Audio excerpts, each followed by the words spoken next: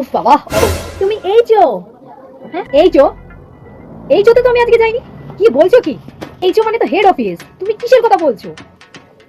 আমি বলছিলুম তুমি এইচো মানে বাড়ি এইচো। ও বাড়িতে আসার কথা। উফ, এই আমাকে এইসব ল্যাঙ্গুয়েজ ইউজ করবে না তো, আমার ভীষণ বুঝতে অসুবিধা হয়। যত সব।